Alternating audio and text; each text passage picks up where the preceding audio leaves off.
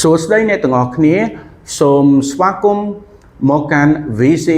English ដែលយើងបានបង្កើតមេរៀនមានភាពសប្បាយរីករាយហើយនឹងងាយស្រួលក្នុងការរៀនមេរៀនថ្ងៃនេះគឺមេរៀនទី1ទាក់ទងនឹងមូលដ្ឋានគ្រឹះនៃការសរសេរហើយយើងនឹងចាប់ផ្ដើម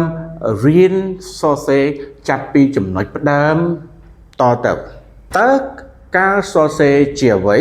ការសរសេរគឺជាវិធីដែលយើងធ្វើការចែករំលែកគំនិតរឿងហើយនឹងព័ត៌មាន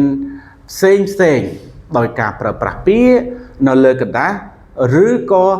នៅលើអេក្រង់វាដូចជាការនិយាយដែរប៉ុន្តែវាប្រើក្រដាសយើងប្រើប្រាស់ការសរសេរជារៀងរាល់ថ្ងៃដូចជាការផ្ញើសារការសរសេរនៅក្នុងអ៊ីមែលការកត់ចំណាំការនិទានរឿងការចែករំលែកនៅលើ social media ដូច្នេះតើហេតុអ្វីបានជា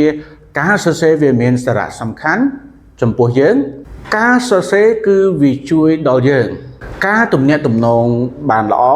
ការចងចាំព័ត៌មានបានល្អបញ្ជាក់អំពីការគំនិតរបស់យើងហើយនិងអារម្មណ៍របស់យើងមួយទៀតគឺយើងរៀនបានយ៉ាងឆាប់រហ័សសូមមើលប្រភេទនៃការសរសេរដូចតទៅនេះ Personal writing គឺជាការសរសេរព័ត៌មានទល់ខ្លួនរបស់យើងឬក៏ថ្ងៃរបស់យើង Academic writing គឺជាការសរសេរនៅសាលាឬក៏ការសរសេរនៅពេលប្រឡង Creative writing គឺជាការសរសេររឿងឬក៏កំណាព្យ Formal writing គឺជាការសរសេរអ៊ីមែលឬក៏អក្សរនៅកន្លែងការងារឥឡូវនេះគឺជាពេលដែលអ្នកទាំងអស់គ្នាត្រូវធ្វើការអនុវត្តសូមសរសេរប្រយោគមួយឬក៏ពីរខ្លីៗអំពីខ្លួនរបស់អ្នកឧទាហរណ៍ខ្ញុំឈ្មោះតារាខ្ញុំចូលចិត្តការអានសៀវភៅបន្ទាប់មកសូមអ្នកផ្ញើប្រយោគរបស់អ្នកនៅ comment ខាងក្រោមខ្ញុំនឹងពិនិត្យវាហើយនឹងផ្ដល់ការ feedback ជូនអ្នកទាំងអស់គ្នាវិញប្រសិនបើអ្នកបានរៀនអ្វីថ្មីនៅក្នុងថ្ងៃនេះសូមកុំភ្លេចជួយចុច like